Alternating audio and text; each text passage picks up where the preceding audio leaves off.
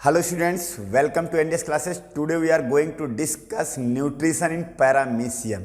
तो जैसा कि बेटा आप लोग जानते हो कि लास्ट लेक्चर में हमने आपसे कहा था कि हम जो है न्यूट्रिशन इन पैरामीशियम अगले लेक्चर में पढ़ाएंगे, क्योंकि न्यूट्रिशन इन अमीबा हम पढ़ा चुके हैं लास्ट लेक्चर में आपको, है ना। तो न्यूट्रिशन इन अमीबा हम लोग पढ़ चुके हैं, nutrition paramecium and nutrition in human being आज हम लोग पढ़ेंगे। तो जो अमीबा था वो भी एक यूनिसेलुलर ऑर्गेनिज्म था, और जो पैरामीशियम है वो भी एक यूनिसेलुलर ऑर्गेनिज्म होता है।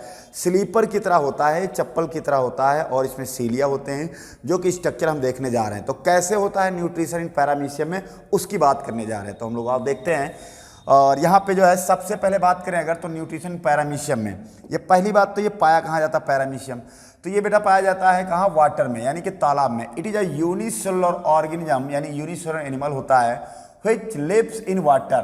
कहाँ मिलता है बेटा, पानी में, यानी लिव्स इन वाटर, यानी कि पानी में पाया जाता है, और ये यूनिसेलुलर क्या है, ऑर्गेनिज्म। उसके बाद लिखा it is here like structure, इसके बाद हेयर लाइक स्ट्रक्चर होते हैं जिनको हम सीलिया कहते हैं। क्या कहते हैं बेटा, सीलिया। सीलिया का काम क्या होता है, सीलिया जो होता है पानी से जो है फूड को खींच करके माउथ में रख लेते हैं। जैसे हम लोग हाथों से उठा के जो है खाना माउथ में रखते हैं, ये लोग सीलिया यूज करते हैं खाना उठाने के लिए, सीलिया। तो sweep to the food particle from the water, water से जो फूड पार्टिकल को स्वीप कर लेते हैं and put them into mouth, और उसको माउथ में रख लेते हैं। इसलिए लिखा paramecium put the food particle mouth with the help of cilia, यानी पैरामीशियम जो होता है वो फूड पार्टिकल को जो माउथ में रखता है अपने, वो किसकी हेल्प से रखता है बेटा, सीलिया के द्वारा। हम लोग हैंड के द्वारा और ये लोग सीलिया के द्वारा। तो चलो इसका स्ट्रक्चर देखते हैं हम लोग फिलहाल कैसा है। भाई ये स्लीपर जैसा आप बता रहे हो सर, तो हमको तो दिखाओ स्लीपर कहाँ है, क्यों, ये देखो यहाँ पे आपको स्ट्रक्चर दिख रहा होगा। ये जो स्ट्रक्चर बना हुआ है ये किसका है बेटा, पैरामीशियम का। मैं इधर कहूँ तो बना सकते हैं, ऐसे बना दे रहा हूँ आपको।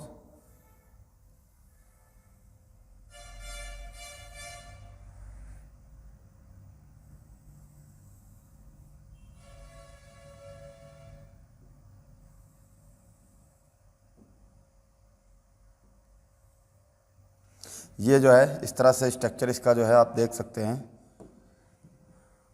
क्या क्या दिखाया गया, देखो बेटा इसमें सीलिया दिखाया गया है। ये देखो सीलिया यहाँ पे लगा दे रहा हूँ मैं सब। सीलिया मतलब हेयर लाइक स्ट्रक्चर होते हैं, जो हेयर लाइक स्ट्रक्चर होते हैं इन्हीं को हम लोग सीलिया कहते हैं। तो ये जो है स्वीप मतलब चलने में भी हेल्प होता है, और फूड पार्टिकल को पकड़ने में भी ये हेल्प करते हैं। तो यहाँ पे जो है इस तरह से स्ट्रक्चर दिखाया गया इसका। ये है पैरामीशियम, और इसमें क्या क्या चीज़ें दी है, इसमें कॉन्ट्रैक्टाइल वैक्यूल है बेटा, इस तरह से आप देख सकते हो। स्ट्रक्चर तो बोर्ड में नहीं आया इसका, लेकिन हाँ अमीबा का जरूर याद रखना, अमीबा पूछा गया है। तो इनको क्या कहते हैं, सीलिया। ये है बेटा सीलिया। इसको कॉन्ट्रैक्टाइल वैक्यूल, ये काम क्या, इसका काम क्या होता है अभी बता रहे हैं आपको, कॉन्ट्रैक्टाइल वैक्यूल। क्या कहते हैं बेटा, वैक्यूल। ये बेटा कॉन्ट्रैक्टाइल वैक्यूल जो होते हैं एक्चुअली ये ऑस्मो रेगुलेशन का जो है रेगुलेट करते हैं। किसको, ऑस्मो रेगुलेशन। इसका मतलब क्या हुआ बेटा, ऑस्मो रेगुलेशन का मतलब होता है कि सेल के अंदर यानी बॉडी के अंदर ये सल्यूट और वाटर को बैलेंस रखते हैं, सल्यूट और वाटर को बैलेंस रखते हैं। इसीलिए इसको हम लोग कॉन्ट्रैक्टाइल वैक्यूल, यानी कि इसका काम होता है ऑस्मो रेगुलेशन को रेगुलेट करना, यानी कंट्रोल करना। यह है फूड पार्टिकल या फूड वैक्यूल इसको कहा गया है। फूड वैक्यूल क्या होता है बेटा, हम लोग पढ़ चुके हैं अमीबा में भी। फूड वैक्यूल जो होता है, जो एक कवरिंग होती है फूड पार्टिकल के चारों तरफ, और इसकी अंदर जो होता है फूड वैक्यूल के अंदर इसका फूड का डाइजेशन होता है, यानी कि फूड का डाइजेशन फूड वैक्यूल के इनसाइड ही होता है। और ये आपका बनाया गया है, इसको कहते हैं बेटा ओरल ग्रूव। ओरल ग्रूव मतलब माउथ है, ये माउथ है किसका, पैरामीशियम का, ओरल ग्रूव। और ये है आपका एक न्यूक्लियस जिसको हम लोग कहते हैं लार्ज न्यूक्लियस। ये है large nucleus, large nucleus. Large nucleus का बेटा जो काम होता है, ये क्या करता है, ये कंट्रोल करता है रिस्पिरेशन, डाइजेशन, प्रोटीन सिंथेसिस। ये लार्ज न्यूक्लियस का काम होता है। और एक और न्यूक्लियस होता है छोटा सा, जिसको हम माइक्रो न्यूक्लियस कहते हैं। माइक्रो मतलब छोटा, तो इसको हम लोग क्या कहते हैं बेटा, माइक्रो न्यूक्लियस। माइक्रो न्यूक्लियस जो होता है ये रिप्रोडक्शन में हेल्प करता है, किसमें?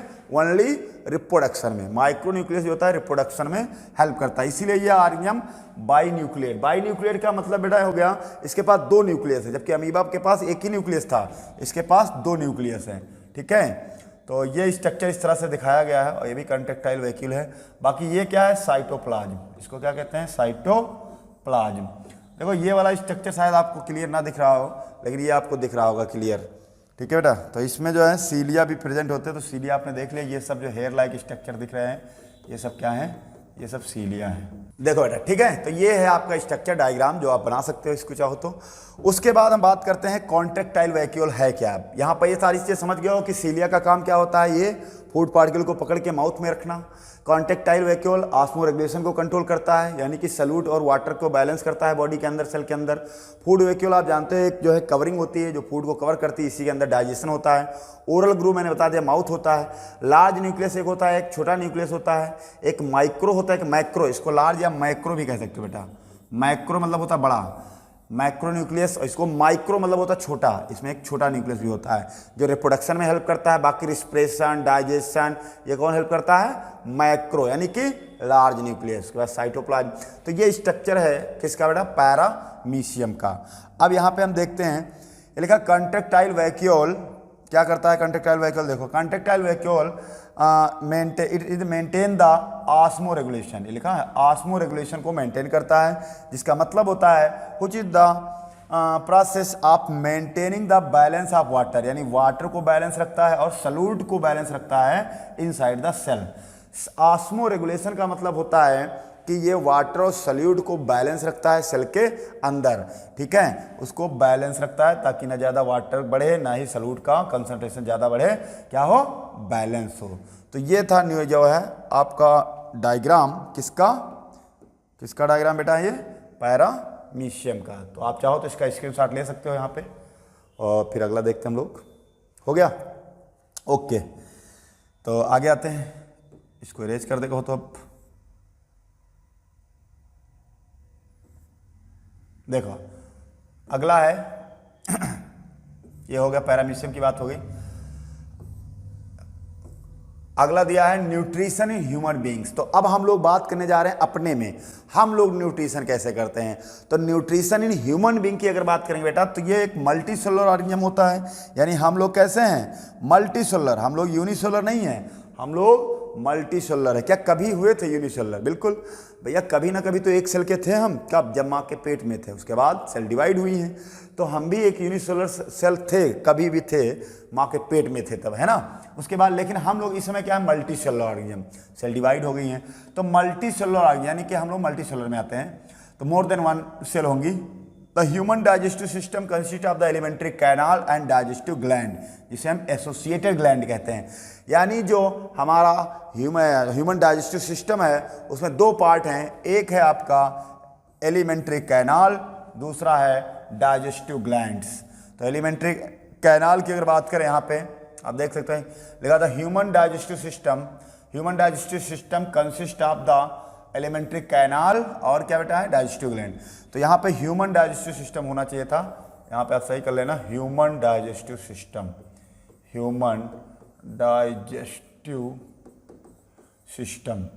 ह्यूमन डाइजेस्टिव सिस्टम जो बेटा है ये 2 पार्ट में डिवाइड किया गया इसको। एक होता है एलिमेंट्री कैनाल और एक होती है बेटा डाइजेस्टिव ग्लैंड, जिसको हम एसोसिएटेड ग्लैंड के नाम से जानते हैं।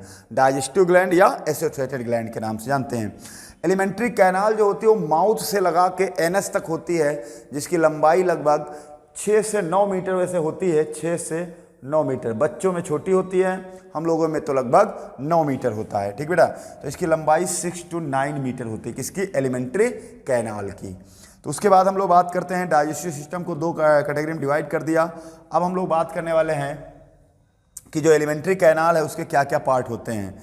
सबसे पहले एलिमेंट्री कैनाल पढ़ेंगे, फिर डाइजेस्टिव सिस्टम जो है आपको ग्लैंड पढ़ेंगे। तो सबसे पहले एलिमेंट्री कैनाल देखते हैं। यहाँ पे इसको कई पार्ट दिखाया गया। देखो एक होता है माउथ, फायरिंग्स जो होता है कॉमन चेम्बर होता है फूड एंड एयर का, जो भी आप देखेंगे डायग्राम में। Oesophagus, stomach, small intestine, large intestine और एनस होता है। स्मॉल इंटेस्टाइन के 3 पार्ट होते हैं बेटा, डेडुनम, जेजुनम और इलियम। स्मॉल इंटेस्टाइन के 3 पार्ट होते हैं बेटा, डेडुनम, जेजुनम और इलियम। ऐसे ही लार्ज इंटेस्टाइन के भी 3 पार्ट होते हैं, caecum, colon, rectum. Caecum, colon, rectum, ये लार्ज इंटेस्टाइन के पार्ट हैं। ठीक है, तो ये पूरा जो है यहाँ माउथ से लगा के एनस तक जो है इसी को हम लोग क्या कहते हैं, एलिमेंट्री कैनाल कहते हैं। तो हम लोग देखते हैं एक एक करके जो है सभी पार्ट। तो एलिमेंट्री कैनाल के कौन कौन से पार्ट दिखा दिया मैंने। तो सबसे पहले आते हैं भाई यहाँ पे, हाँ, और डाइजेस्टिव ग्लैंड के भी पार्ट देख ले रहे हैं, फिर बात करते हैं एक एक करके। देखो डाइजेस्टिव ग्लैंड को जो है कौन कौन सी जो डाइजेस्टिव ग्लैंड जो हेल्प करती है, एक तो सलाइवरी ग्लैंड होती है जो कहाँ होती है, माउथ में, है ना, सलाइवरी अमाइलेज जो सिक्रीट करता है। फिर लीवर की बात करेंगे, लीवर भी एक ग्लैंड होती है जो कि 1.5 किलो का लीवर होता है राइट साइड में हमारे। लेफ्ट साइड में स्टमक होता है बेटा, लेफ्ट साइड में स्टमक होता है, राइट साइड में हमारा लीवर होता है 1.2 से 1.5 kg, 1.2 से 1.5 kg का लीवर होता है। पैनक्रियाज की बात करेंगे जो कि स्टमक के नीचे होता है। फिर इंटेस्टाइनल ग्लैंड की बात करेंगे और गैस्ट्रिक ग्लैंड की बात करेंगे। यानी ये सब क्या है, कौन सी ग्लैंड है, ये सब डाइजेस्टिव ग्लैंड है जो डाइजेशन में हेल्प करती हैं। भाई जो डाइजेशन में हेल्प करेंगे उनको क्या कहेंगे, डाइजेस्टिव ग्लैंड कहेंगे, है ना। जो डाइजेशन में हेल्प करेंगे उनको क्या कहेंगे, डाइजेस्टिव ग्लैंड कहेंगे। अब एलिमेंट्री कैनाल सबसे पहले देखते हैं क्या लिखा है। It is about 9 metre, about मतलब 6 to 9 मीटर होती है। ठीक है, तो 9 मीटर लंबी होती है। It is specifically long tube extending from mouth से एनस, कहाँ से, माउथ से लगा के एनस तक, माउथ से लगा के एनस तक जो है ये फैली हुई है, इसी को एलिमेंट्री कैनाल कहते हैं। ट्यूब्स है different part of the various region, जो जिसमें कि अलग अलग पार्ट होते हैं और डिफरेंट फंक्शन होते हैं। सबके फंक्शन भी क्या होंगे बेटा, अलग अलग होंगे। तो ये हमने जो है डाइजेस्टिव ग्लैंड के टाइप बता दिया है, इसका आप स्क्रीनशॉट लेना चाहो तो ले सकते हो। उसके बाद हम बात करते हैं नेक्स्ट, हो गया, ओके। अब आते हैं अगला। अब हम एक एक जो है human digestive system consist of 5 जो है स्टेप।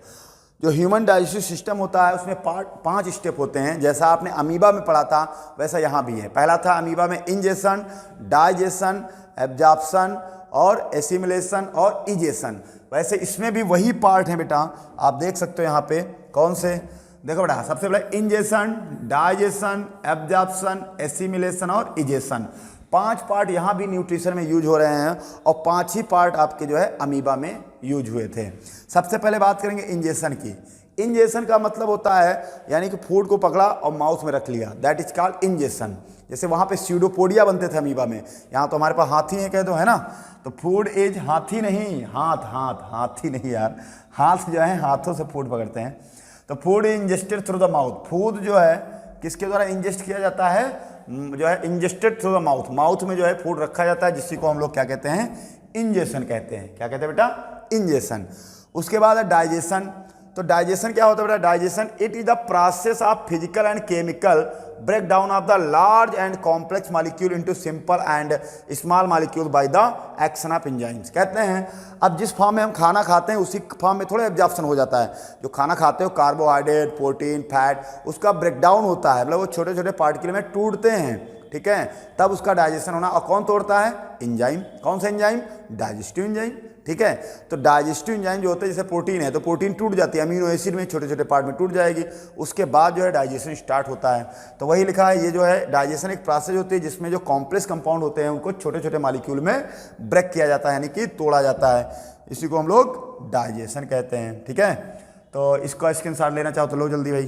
ठीक है, नेक्स्ट देखते हैं हम लोग फिलहाल। अगला है digestion of food start from mouth. बिल्कुल सही बात है, डाइजेशन जो है स्टार्ट तो हो जाता है माउथ से, लेकिन कंप्लीट नहीं होता है। कंप्लीट या नहीं, स्टार्ट जो है थोड़ा होना शुरू हो जाता है, क्योंकि सलाइवरी अमाइलेज एंजाइम होता है ना हमारे माउथ में। तो द माउथ कैविटी या बक्कल कैविटी, जैसे माउथ कैविटी का मतलब यही जो माउथ होता है, इसे माउथ कैविटी भी कहते हैं और बक्कल कैविटी भी कहते हैं, जिसमें कौन कौन से पार्ट होते हैं, हमारे टीथ होते हैं, टंग होते हैं। ठीक है बेटा, टीथ हो गए और टंग हो गए, टीथ, टंग और सलाइवरी ग्लैंड। तो टीथ जो होते हैं वो क्या काम करते हैं, टीथ का काम है it help the physical digestion of chewing and grinding. दांतों का काम यही होता है कि उसको चबाना और उसको ग्राइंडिंग मतलब उसको पीस देना, जिससे कि खाना आसानी से डाइजेस्ट हो जाए, आसानी से जो है एब्जॉर्प्शन हो जाए। तो आसानी से डाइजेस्ट होने के लिए जो है हमारे दांत जो होते हैं खाने को क्या कर देते हैं, ग्राइंड कर देते, तोड़ देते हैं। उसके बाद है टंग। टंग मतलब क्या होता है, आप जानते ही हो, टंग का काम क्या होता है, it help the rolling of food and जो है टेस्टिंग ऑफ फूड। भाई जो रोलिंग, जैसे खाना खाया तो इसको रोल कराती है इधर इधर इधर इस साइड में, है ना, पूरे बक्कल कैविटी में घुमाती रहती है टंग खाने को। और फिर क्या करते हैं, इसका जो है टेस्ट, हाँ टेस्ट भी पता चलता है। तो टंग से हमें जो है, टंग जो क्या काम करती है, एक तो फूड को रोल कराती है और दूसरा टेस्ट बताती है, किसका टेस्ट कैसा है, किसका, फूड का। भाई तीखा खा रहे हो, मीठा खा रहे हो, हल्का खा रहे हो, कैसा खा रहे हो, जैसा खा रहे हो वैसा खा रहे हो, हम क्या करें मतलब खा रहे हो ना, वही चीज़ है। तो ये टेस्ट कौन बताता है बेटा, टंग। कौन बताता है, टंग। उसके बाद बात करते हैं सलाइवरी ग्लैंड। तो सलाइवरी ग्लैंड देखो बेटा, अगर डिटेल में पढ़ोगे तो आगे जब आप जाओगे तो काफ़ी डिटेल पढ़ाया जाता है, लेकिन मैं जितना पढ़ा रहा हूँ बोर्ड लेवल परफेक्ट है, ठीक है, बोर्ड लेवल। और कुछ चीज़ें मैं एक्स्ट्रा दे रहा हूँ आपको, ठीक है, जिससे कि आपका आगे कंपटीशन में भी फायदा होगा। तो सलाइवरी ग्लैंड्स की बात करें, it help in the chemical digestion bye secretion enzyme, यानी ये केमिकल डाइजेशन करवाता है। कौन सा एंजाइम निकलता है, सलाइवरी अमाइलेज। इंपॉर्टेंट है बेटा, ये सलाइवरी अमाइलेज जो है एंजाइम है, ये कहाँ से निकलता है, सलाइवा से। सलाइवरी अमाइलेज एंजाइम जो है बेटा, ये कहाँ से निकलता है, सलाइवा से। इसी को हम लोग टाइलिन एंजाइम कहते हैं बेटा, याद रखना, ये सेकंड नाम जरूर याद रखना, टाइलिन। तो हमारी जो लार से जो एंजाइम निकलता है उसे सलाइवरी अमाइलेज कहते हैं, या हम इसी को बेटा टाइलिन कहते हैं। ये देखो लिखा है टाइलिन, लिखा तो पटाइलिन है, लेकिन पटाओगे किसको, क्यों, पटाने वटाने चक्कर ना पड़ना भैया, ठीक है। देखो ये टाइलिन है, ठीक है, लिखा है पटाइलिन है, लेकिन पढ़ते हम लोग टाइलिन है, पी साइलेंट यहाँ पर है, पी साइलेंट है। तो ये तो बात हो गई जो है टीथ का काम क्या है, टंग और बता दिया, और सलाइवरी ग्लैंड में कौन सा एंजाइम होता है, सलाइवरी अमाइलेज, या इसी को हम बेटा टाइलिन कहते हैं। अगला, salivary amylase which digest starch present in food in sugar. कह रहे हैं जो सलाइवरी अमाइलेज का काम होता है, क्या काम होता है, जो स्टार्च होता है उसको डाइजेस्ट कर देता है शुगर में।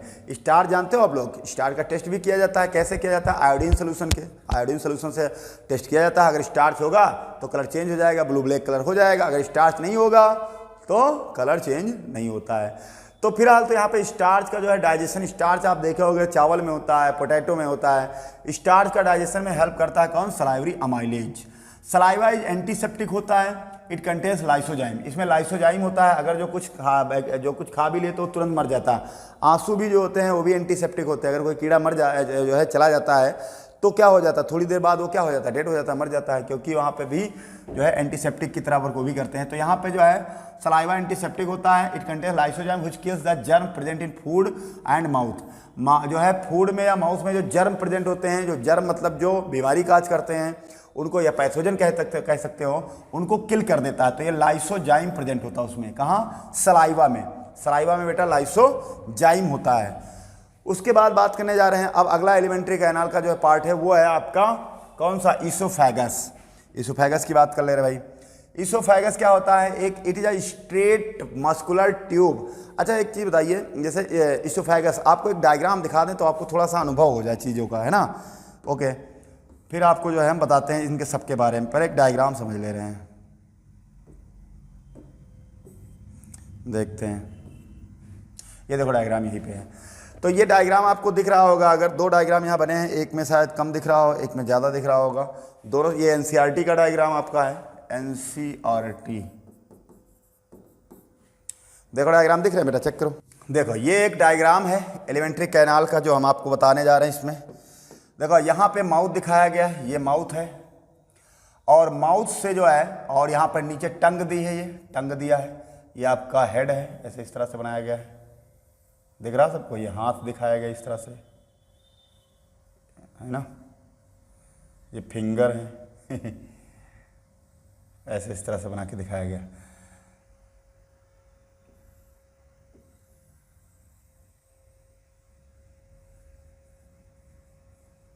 देख लेना 6 फिंगर ना बन जाए ना, छग्गन हो जाएंगे, है ना छग्गन बन जाएंगे। चला देखो ना, तो ये माउथ यहाँ पे दिखाया गया, इसके नीचे टंग दिखाई गई, ये टंग वाला पार्ट है।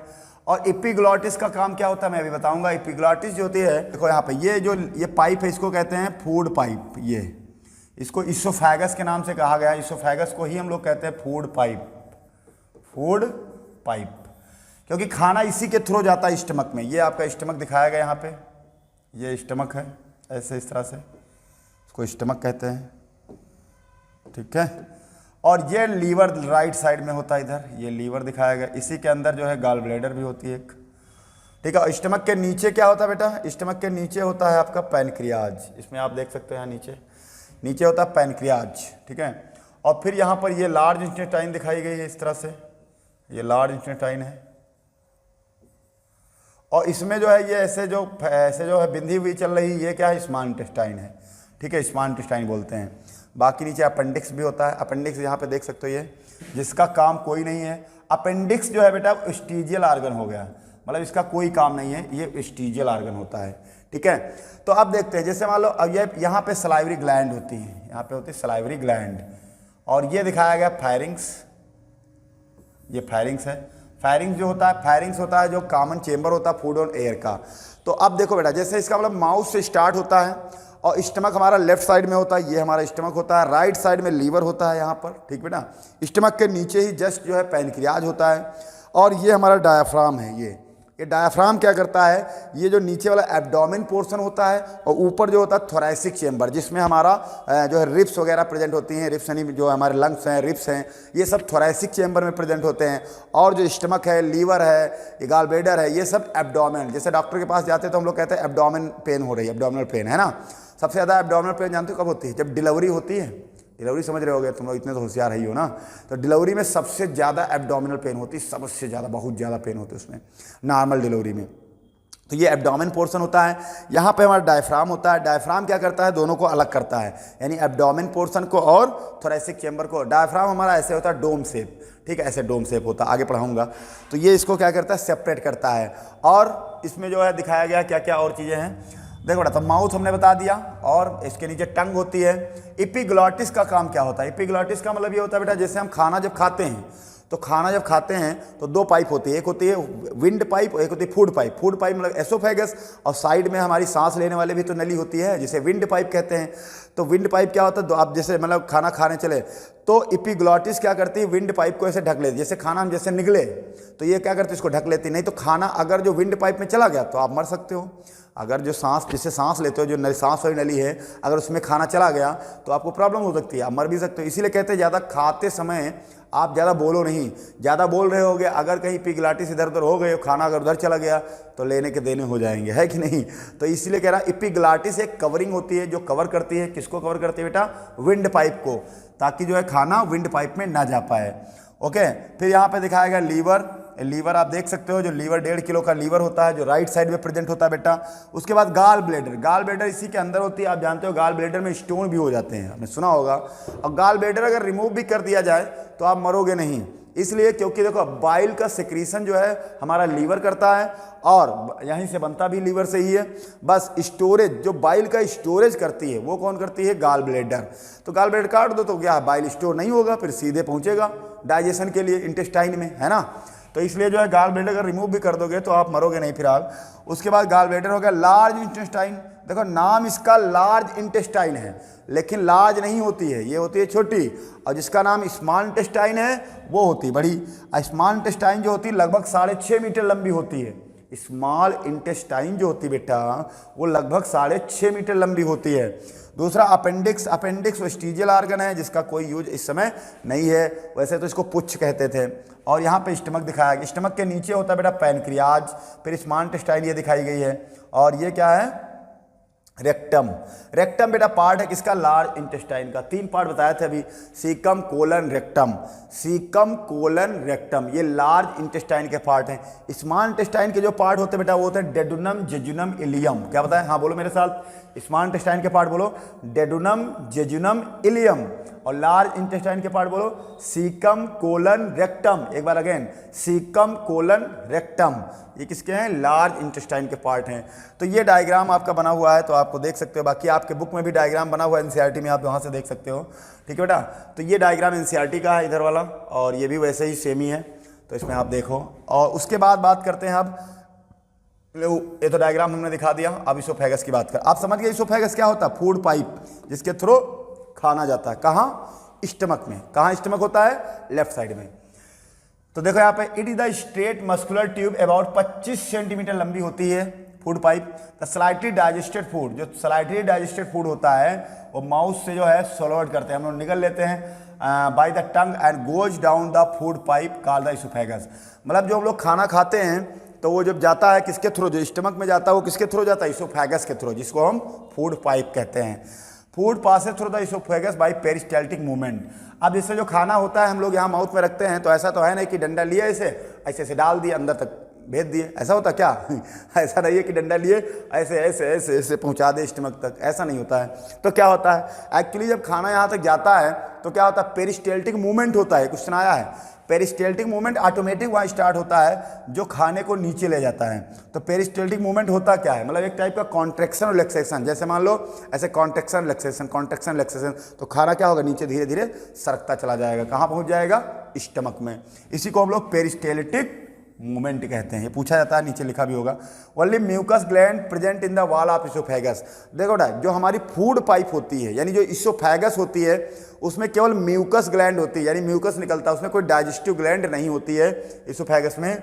The produce the mucus to lubricate the lining of oesophagus, जिससे कि इसोफेगस हमारी मॉइस्चर बनी होती है, एक म्यूकस सिक्रेट करते हैं जो कि एक फ्लूइड होता है। Digestive gland are absent in oesophagus. Digestive gland कोई भी इसोफेगस में नहीं होती है, यानी कि फूड पाइप में कोई भी डाइजेस्टिव ग्लैंड नहीं होती है। ठीक है बेटा, उसके बाद आ जाओ, तो ये हमने बताया, हाँ ये लिखा पेरिस्टाल्टिक मूवमेंट क्या होता है, आप देख सकते हो। The contraction and expansion of movement of the walls of food pipe is called peristaltic movement. कह रहे कॉन्ट्रैक्शन का मतलब कॉन्ट्रैक्ट करेगी फिर एक्सपैंड करेगी, contraction expand, that is called peristaltic movement. यानी कॉन्ट्रैक्शन एक्सपेंशन जो होता है उसी को हम पेरिस्टाल्टिक मूवमेंट कहते हैं। तो बाकी हम लोगों ने देख लिया है, डायग्राम तो देख ही चुके हैं। उसके बाद आते हैं अगला। हाँ, अब ये डायग्राम आप देखो, हमको बताओ इसमें क्या है। ऐसे डायग्राम आता है, इसमें आपसे बताओ क्या क्या यहाँ पर दिया। जैसे ये यहाँ पर क्या है बेटा, टंग, इसको देखा टंग दिखाया गया। ये क्या है, इसोफेगस, अभी बताया था, इसी को फूड पाइप कहते हैं, इसोफेगस है ये क्या है, लीवर, सी को क्या कहेंगे, लीवर। बी क्या है, इसोफेगस। ए क्या है, टंग। डी क्या है बेटा, स्टमक, डी क्या है, स्टमक। ई क्या है, पैनक्रियाज, इसको क्या कहेंगे, पैनक्रियाज। एफ क्या है, लार्ज इंटेस्टाइन, ये लार्ज इंटेस्टाइन है, एफ यहाँ पे लार्ज इंटेस्टाइन है। समझ गए सब लोग। तो टंग हो गई, इसोफेगस कहते हैं इसको आप क्या कहते हो, लीवर। ये क्या, स्टमक हो गया जो कि लेफ्ट साइड में होता है, ये राइट साइड में होता है हमारे। अब आप अपनी तरफ से देखो तो देखो, ये हम ऐसे देखें अगर, तो ये क्या हो गया, लेफ्ट हमारा राइट साइड हो गया, और ये क्या हो जाएगा, हमारा लेफ्ट साइड हो जाएगा, है ना। ऐसे हम खड़े हैं और हम आपकी तरफ ऐसे खड़े हुए हैं, तो हमारा लेफ्ट ये हुआ ना, तो ये डायग्राम ऐसे बना है आपकी तरफ इस तरह से। तो लेफ्ट ये होगा, तो लेफ्ट साइड में क्या होगा, स्टमक, और राइट साइड में क्या होगा, लीवर होगा। समझे बात नहीं। आप ऐसे खड़े तो आपको उल्टा लग रहा होगा, ऐसे देख रहे होगे, लेकिन हम जैसे खड़े इस तरह से, तो ये डायग्राम इस तरह से बना हुआ है। ये लेफ्ट साइड हमारा देखो, वॉच पहने हुए लेफ्ट साइड में, और ये राइट साइड में देखो टैटू को दबाए हैं महाकाल का, है, हाँ महाकाल। तो ये जो है राइट साइड हो जाएगा। तो लेफ्ट साइड में स्टमक होता है और राइट साइड में क्या होता है बेटा, हमारा लीवर होता है। डन। उसके बाद आते हैं अब, तो ये डायग्राम हो गया, ऐसा कुछ आएगा तो आप कर लोगे। उसके बाद है स्टमक। अब बात करने जरा स्टमक की, क्या होता है स्टमक भाई। देखो बेटा, स्टमक की बात करें अगर, तो it is a J shape, J की तरह होता है, जे जैसे होता है वैसा जे शेप, ऐसे इस तरह से जे शेप ऑर्गन होता है, present in left side of the abdomen. देखो बोला इसने, कहाँ प्रेजेंट होता है, left side of abdomen. Food is churn stomach 3 से 4 आवर, मतलब जब खाना हम खाते हैं तो 3 से 4 घंटे जो है फूड हमारा चर्निंग चलती रहती है। चर्निंग का मतलब होता है इधर घूमता रहता है, मतलब छोटे छोटे पार्टिकल में टूटेगा तो डाइजेशन चलता रहता है, मतलब स्मॉल पार्टिकल में जो है टूटता है, तो चर्निंग बोलते हैं। 3 से 4 घंटे मतलब कह सकते हो डाइजेशन में टाइम लग जाता है, 3 से 4 घंटे, है ना, 3 to 4 hours. The gastric gland present in the wall of the stomach, और जो गैस्ट्रिक ग्लैंड होती है बेटा, ये स्टमक की वॉल पर प्रेजेंट होती है, जो गैस्ट्रिक जूस सिक्रीट करता है। तो churn the food into the pulp called the chyme, जो फूड होता है, जो चर्न होता है, जो है छोटे छोटे पार्टिकल में टूटता है, उसको हम काइम कहते हैं या चाइम पढ़ते हैं, और इसी में गैस्ट्रिक जूस मिक्स हो जाता है। ठीक है, गैस्ट्रिक जूस क्या करता है, इसको डाइजेशन में हेल्प करता है। तो काइम कुछ और नहीं है, काइम है जो फूड होता है वो छोटे छोटे पार्टिकल में टूट जाता है, पल्प लाइक स्ट्रक्चर बन जाता है, जैसे पेस्ट लाइक कह सकते हो, जिसको हम लोग काइम कहते हैं या चाइम कहते हैं, काइम या चाइम। फिर गैस्ट्रिक जूस कहाँ, गैस्ट्रिक ग्लैंड कहाँ प्रेजेंट होती है बेटा, स्टमक की वॉल पे प्रेजेंट होती है। तो गैस्ट्रिक जूस से गैस्ट्रिक जूस जो निकलता है वो कहाँ निकलता है, गैस्ट्रिक ग्लैंड से। इट कंटेन द 3 सब्सटेंस, यानी गैस्ट्रिक जूस में 3 चीज़ें होती हैं। एक होता है बेटा HCl, एक होता है पेप्सिन इंजाइम होता है, और एक होता है म्यूकस। 3 चीज़ें होती हैं। कौन कौन सी चीज़ें, HCl होता है, पेप्सिन होता है, और तीसरा आपका जो है म्यूकस होता है। तो 3 चीज़ें जो होती है वो गैस्ट्रिक जूस में प्रेजेंट होती हैं। पेप्सिन जो कि प्रोटीन डाइजेस्टिंग एंजाइम होता है। पेप्सिन कुछ और नहीं बेटा, ये प्रोटीन को डाइजेस्ट करने में हेल्प करता है। तो पेप्सिन हो गया, HCl हो गया और म्यूकस हो गया, ये तीनों हेल्प करते हैं प्रोटीन डाइजेशन में। पेप्सिन जो है प्रोटीन डाइजेशन में हेल्प करता है। और HCl का फंक्शन क्या होता है, म्यूकस का क्या होता है, सबके अलग अलग देखने जा रहे हैं।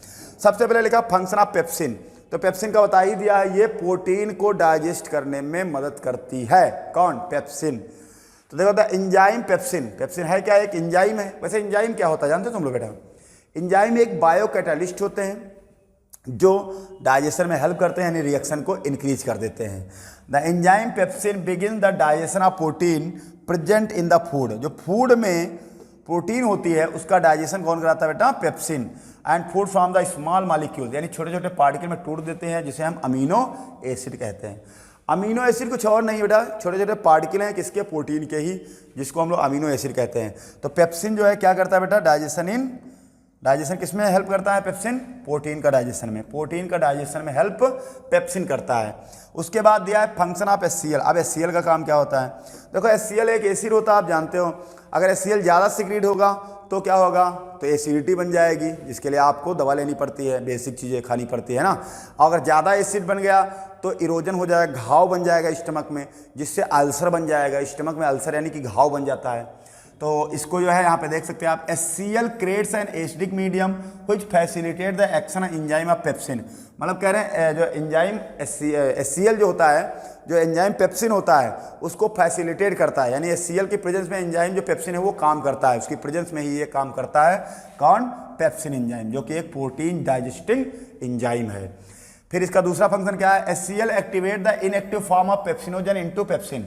एक इनएक्टिव फॉर्म होती है पेप्सिनोजन, और जब HCl जो है यहाँ पे होता है तो ये इसको कन्वर्ट कर देता है किसमें, पेप्सिन में, यानी पेप्सिनोजन को पेप्सिन में कन्वर्ट कर देता है, जो कि एक एक्टिव फॉर्म होती है। तो पेप्सिन जो होता है एंजाइम जो है किसका काम करता है, प्रोटीन को डाइजेस्ट करने में। फिर HCl kills the bacteria which में enter the stomach with food. कह रहे हैं HCl जैसे मतलब हम खाना खाएं, कोई बैक्टीरिया वगैरह पहुंच गए तो HCl क्या कर देता है, उनको वहां पर मार देता है स्टमक के अंदर। HCl का काम ये भी होता है, ये बैक्टीरिया वगैरह जो फूड के थ्रू पहुंच जाते हैं उनको किल कर देता है। तो ये काम किसका बेटा है, HCl का ही काम है ये। अगला दिया है म्यूकस। अब म्यूकस का काम क्या होता है, तीन बताया था आपको, गैस्ट्रिक जूस से सीक्रेट होते हैं HCl, पेप्सिन और mucus. The mucus protects inner lining of the stomach from the action of acid under the normal condition. कह रहे नॉर्मल कंडीशन में एसिड से बचाता है म्यूकस, क्योंकि म्यूकस जो होता है ये अगर ना सिक्रेट हो तो एसिड अगर ज़्यादा सिक्रेट होगा और म्यूकस नहीं सिक्रेट हुआ अगर, तो क्या होगा, इरोजन, घाव हो जाएगा। देखो लिखा है if mucus is not secrete, अगर म्यूकस नहीं निकलेगा HCl will cause the erosion, erosion मतलब घाव, इनर लाइनिंग ऑफ स्टमक, यानी स्टमक के इनर लाइनिंग में जो है घाव हो जाएगा, फॉर्मेशन ऑफ अल्सर, जिससे अल्सर बन जाएगा और आपको जलन होगी, आपके पेट में दर्द होगी। ठीक है, तो ज़्यादा एसिड बनेगा तब भी दिक्कत होती है अगर म्यूकस सिक्रेट नहीं हुआ तो। The partially digested food then goes, अब जो पार्सली का मतलब होता है अभी पूरी तरह से कंप्लीट नहीं हुआ है फूड, डाइजेशन नहीं हुआ है, तो ये क्या करेगा, गोज चला जाएगा स्टमक टू स्मॉल इंटेस्टाइन। मतलब ये स्टमक में, ये मत सोचो कि पेट में खाना पच गया पूरी तरह से, नहीं। अब ये जो पार्सली मतलब होता है पूरी तरह से नहीं पचा है, अब इसको कहाँ भेज दिया जाएगा, आगे स्मॉल इंटेस्टाइन में भेज दिया जाएगा डाइजेशन के लिए। तो स्मॉल इंटेस्टाइन में भी पहुँचेगा, जो कि 6.5 मीटर लंबी जो है होती है ना। देखो ये दिखा, हाँ यहाँ exist the food from the stomach. देखो जो है फूड जो होता है स्टमक से वापस दोबारा ना जाए इसोफेगस में, तो इसको रोकता कौन है, स्फिंक्टर मसल्स। ये देखो ये दिखाई गई है, लोअर इसोफेजियल स्फिंक्टर मसल्स होती है यहाँ पर, जो खाना जो स्टमक में आ गया वो दोबारा वापस ना जाए। तो आप सोच रहे हो कि सर उल्टी कैसे हो जाती है, फिर जब ये रोकता ही है तो आप उल्टी क्या होता है, आप जब यहाँ तक भर लोगे या कोई ज़्यादा कॉन्ट्रैक्शन अगर स्टमक में होगा, कोई ऐसी चीज़ हो गई है ना, कुछ दिक्कत हो गई, तो उसकी वजह से ये वाल ओपन भी हो जाती है, तो ये उल्टी हो जाती है, यहाँ पर वोमिटिंग भी हो जाती है। वैसे जनरली खाना जो आ जाता है वो वापस नहीं जाता है। इसको कौन रोकता है, स्फिंक्टर मसल। कौन, स्फिंक्टर्स मसल। ठीक है, उसके बाद बात करें अगर, ये आप देख सकते हो इसमें, देखो स्मॉल इंटेस्टाइन जो होती है लगभग 6.5 मीटर लंबी होती है, 6.5 मीटर। This is the longest part of the alimentary canal. सबसे बड़ा जो पार्ट होता है एलिमेंट्री कैनाल का वो स्मॉल इंटेस्टाइन ही होती है। इनटू द कॉम्पैक्ट, ये कॉम्पैक्ट होती है मतलब क्वाइलिंग होती है, ऐसे ऐसे ऐसे क्वाइलिंग फॉर्म में जो है लिपटी हुई होती है, लेकिन होती बड़ी है। It is divided into 3 part, एक होता है ड्यूडेनम, जेजुनम, इलियम, अभी बताया था। इसकी लंबाई होती है लगभग 25 सेंटीमीटर, ड्यूडेनम की लंबाई लगभग 25 सेंटीमीटर होती है। इट इज द वाइडेस्ट यानी चौड़ा पार्ट होता है, शार्टेस्ट पार्ट होता है स्मॉल इंटेस्टाइन का। इट इज द जो ड्यूडेनम होता है शार्टेस्ट पाथ होता है स्मॉल इंटेस्टाइन का, जो स्टमक से खाना जो जाता है वो ड्यूडेनम के थ्रू ही जाएगा। It is C shaped and receive the common bile duct and the pancreatic duct, मतलब ये रिसीव करता है कॉमन बाइल डक्ट और पैनक्रियाटिक डक्ट से जो सिक्रीशन आता है वो ड्यूडेनम में ही जाता है। जैसे लीवर दिखाया गया है, ये देखो गाल ब्लेडर दिखाई गई है, ये कॉमन बाइल डक्ट यहाँ पे दिखाई गई है, और स्मॉल इंटेस्टाइन जो है नीचे होगी, और हिपैटिक जो है पोर्टल वेन, ये स्प्लीन है, और स्टमक, ये स्टमक दिखाया गया, पैनक्रियाज और हिपैटिक पोर्टल वेन। तो ये तो डायग्राम इतना इंपॉर्टेंट नहीं तुम लोगों के लिए, बस इतना पता होना चाहिए कि जो ड्यूडेनम होता है, तो ड्यूडेनम का क्या जो है, ड्यूडेनम जो होता है वो क्या कहाँ से मतलब कि जो है सिक्रेशन लेके जाता है कॉमन बाइल डक्ट और पैनक्रियाटिक डक्ट से। पैनक्रियाटिक डक्ट कहाँ है, देखो यहाँ पे पैनक्रियाटिक डक्ट इसमें दिखाया गया है, देखो कॉमन बाइल डक्ट तो दिखाई गई है, और यहीं पे कहीं पैनक्रियाटिक डक्ट होगी, ये देखो इसमें दिखाया गया ये डायग्राम में, ये देखो पैनक्रियाटिक डक्ट आ रही है यहाँ पे, और ये कॉमन बाइल डक्ट है, तो दोनों आके मिल जाएंगी, तो कहाँ खुलेंगी, ड्यूडेनम में।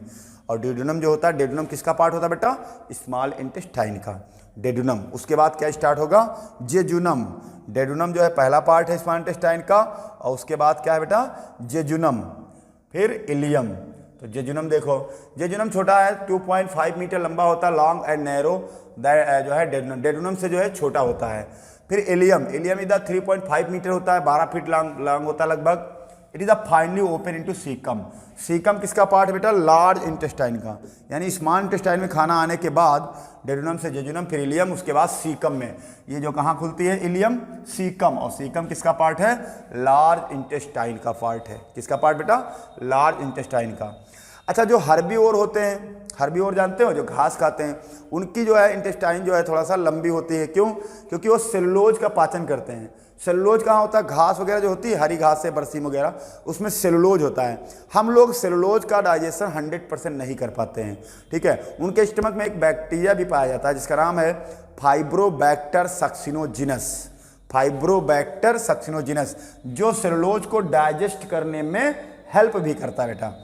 तो इंटेस्टाइन टू अलाउ, तो यहाँ पर देखो लिखा भी, the herbivore animals like cow which is the eat grass, जो घास खाते हैं, लॉन्गर स्मॉल इंटेस्टाइन इनकी होती है। और जो कार्निवोर होते हैं यानी जो मांस खाते हैं, उनकी स्मॉल इंटेस्टाइन जो होती है वो छोटी होती है, क्योंकि मांस में जो है सेलुलोज नहीं होता है। सेलुलोज होता है जो हम लोग घास वगैरह जो है जो यूज करते हैं जो जानवर। The small intestine is the site of the complete digestion of carbohydrate, protein and fat. मतलब जो कंप्लीट डाइजेशन होता है वो कहाँ होता है, स्मॉल इंटेस्टाइन में होता है। कहाँ होता है बेटा, small intestine. It receive the secretion 2 glands, ये 2 ग्लैंड का सिक्रीशन रिसीव करती है, एक तो पैनक्रियाज का, दूसरा लीवर का। यानी पैनक्रियाज और लीवर का जो सिक्रीशन जाता है वो कहाँ जाता है, स्मॉल इंटेस्टाइन में जाता है। तो कंप्लीट डाइजेशन कहाँ होता है, प्रोटीन कार्बोहाइड्रेट वगैरह का कहाँ होता है बेटा, स्मॉल इंटेस्टाइन में होता है। उसके बाद लीवर की बात कर लें। लीवर एक लार्जेस्ट ग्लैंड होती है, हमने पहले बता दिया, ये 1.2 से 1.5 kg का होता है liver. It secrete the bile, ये बाइल को सिक्रीट करता है, और स्टोर कौन करता था, गाल ब्लेडर। कौन, gall bladder. Greenish yellow liquid होता है made in the liver which is normally stored in the gallbladder. कहाँ स्टोर होता है बेटा, गाल ब्लेडर में स्टोर होता है, और सिक्रीट कहाँ से होता है, लीवर से, ये याद रखना, ठीक है। उसके बाद बात करने वाले हैं गाल ब्लेडर की। तो वीडियो फिलहाल ज़्यादा लंबा तो नहीं हुआ, देख ले एक मिनट। चलो फिलहाल तो लीवर तक जो है हमने बात कर लिया है, क्योंकि वीडियो बहुत लॉन्ग हो जाएगा, तो फिलहाल इसको ऐसा करते हैं। तो हम जो है आज का लेक्चर यहीं तक रखते हैं, और फिर अगले लेक्चर में आपको हम जो है फिर से कंटिन्यू करेंगे। तो आपको पढ़ाएंगे लीवर, यानी कि लार्जेस्ट ग्लैंड जो लीवर है, जिसका वेट 1.2 से 1.5 है, जो कि राइट साइड में प्रेजेंट है, इसकी बात करेंगे हम लोग अगले लेक्चर में। तब तक आप लोग NDS क्लास में बने रहिए। Thank you for watching this video.